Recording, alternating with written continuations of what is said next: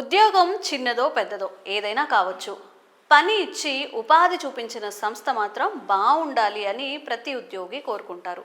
కానీ కొందరు మాత్రం అన్నం పెట్టిన సంస్థకే సున్నం పెట్టాలని కుట్ర చేస్తూ ఉంటారు. అలాంటి కన్నింగ్ ఉద్యోగుల చేతిలో ప్రముఖ ఈ కామర్స్ సంస్థ అమెజాన్లో భారీగా మోసపోయినట్లు తెలుస్తోంది. ఈ వివరాల్లోకి వెళితే అమెజాన్ హైదరాబాద్ ఆఫీస్లో భారీ స్కామ్ బయటపడింది.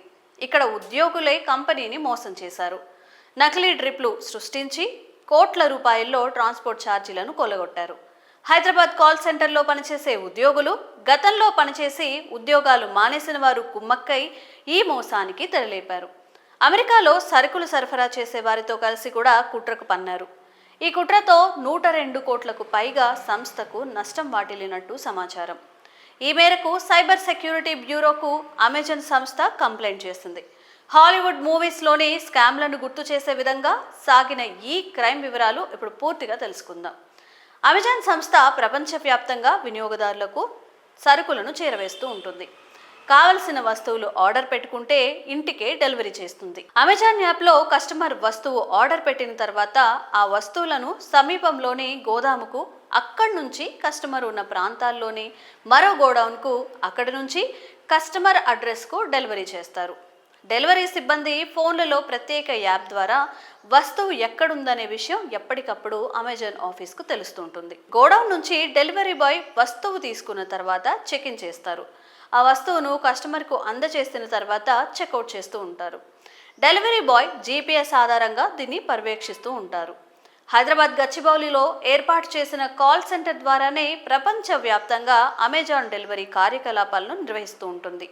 ఈ ఆఫీసులను రిలే ఆపరేషన్ సెంటర్ అని పిలుస్తారు. నిజానికి వస్తువుల డెలివరీ ఇచ్చేందుకు వెళ్లిన సమయంలో కొన్నిసార్లు కస్టమర్లు అందుబాటులో ఉండరు. ఆ విషయాన్ని డెలివరీ చేసే వ్యక్తి యాప్లో నమోదు చేయాల్సి ఉంటుంది. దీన్నే రిలే సెంటర్లో ఉన్నవారు కన్ఫర్మ్ చేసి కస్టమర్కి మెసేజ్ పంపుతారు. వస్తువు డెలివరీ చేసేందుకు ఎంత దూరం వెళ్లారో లెక్కించి అందుకైన ట్రాన్స్పోర్ట్ ఛార్జీలను అమెజాన్ డెలివరీ సంస్థకు చెల్లిస్తోంది. ఈ పాయింట్ ఆధారంగానే నిందితులు మోసానికి తెరలేపారు. హైదరాబాద్ రిలే ఆపరేషన్ సెంటర్లో పనిచేసే కొందరు ఉద్యోగులు గతంలో పనిచేసిన వారితో కుమ్మక్కై స్కామ్కు తెరలేపారు. సరుకులు డెలివరీకి వెళ్లకుండానే వెళ్లినట్టు యాప్లో ఫేక్ ట్రాన్స్పోర్ట్ ట్రిప్లను నమోదు చేయించారు. కస్టమర్ అందుబాటులో లేరని చెప్తూ దాదాపు 102 కోట్ల స్కామ్ చేశారు. ఈ విషయం తెలుసుకున్న సంస్థ ఉన్నతాధికారులు సైబర్ సెక్యూరిటీ బ్యూరోకు ఫిర్యాదు చేశారు.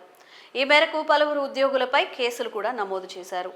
కాగా ఈ విషయంపై సోషల్ మీడియాలో పలువురు నెటిజన్లు భిన్నంగా స్పందిస్తున్నారు. ఉద్యోగుల చేతిలో కంపెనీ మోసపోవడం ఏంట్రా, ఇండియన్స్ అంటే ఇంతే అనుకుంటారేమో అని కామెంట్స్ పెడుతున్నారు. మరి ఈ విషయంలో మీ అభిప్రాయాలను కామెంట్స్ రూపంలో తెలియజేయండి.